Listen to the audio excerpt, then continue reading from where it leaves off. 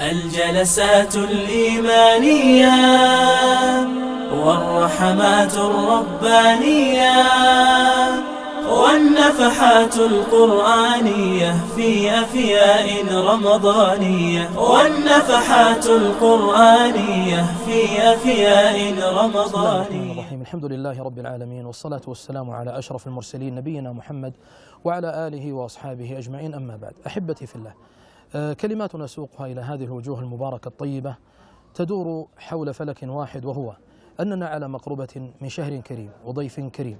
إنه رمضان الذي جاء عن الحبيب صلى الله عليه وسلم قوله قال: إذا جاء رمضان فتحت أبواب الجنان وغلقت أبواب النيران. فأبواب الرحمة تفتح في رمضان. الواجب على كل واحد منا من جميع العباد الذين رضوا بتوحيد الله جل وعلا وعبوديته تبارك وتعالى أن يتوجهوا إلى الله جل وعلا ويستغلوا الأزمان الشريفة ومنها رمضان. فالحبيب هنا صلى الله عليه وسلم يقول: إذا جاء رمضان. فمجيء رمضان عودة للقلوب وعودة للأعمال وعودة للبشر إلى ربهم جل وعلا كي يوحدوه ويصوموا صياما صحيحا بالقلب وباللسان وبالسمع والبصر والجوارح. لذلك فإن العبد الصالح الصادق إذا أقبل عليه رمضان فإنه لا يفتأ من أن يكون من الذين يعتقهم الله جل وعلا في رمضان، وليس فقط في رمضان، وإنما يتأكد الأمر في رمضان.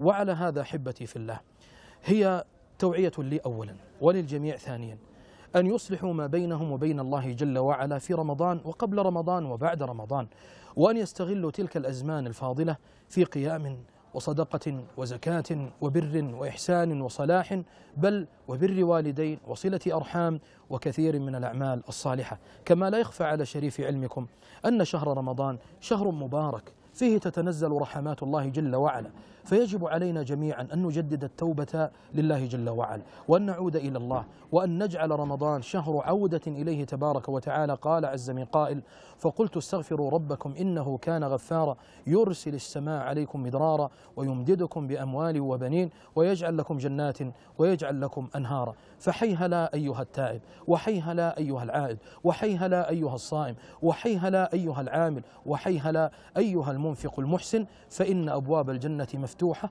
عسى الله يجعلني وإياك من عتقائه من النار، وأن يثبتنا وإياك على الهدى، وأن يسوقنا وإياك إلى مرضاته وإلى الفردوس الأعلى. وفق الله الجميع لما يحب ويرضى، وصلى الله على محمد وآله وصحبه أجمعين، والسلام عليكم ورحمة الله وبركاته. ننشر علما، ننثر أدبا، نشعل همما، نرفع حجوبا، نبذل في دعوتنا السبابا في أفياء رمضانية، في أفياء رمضانية.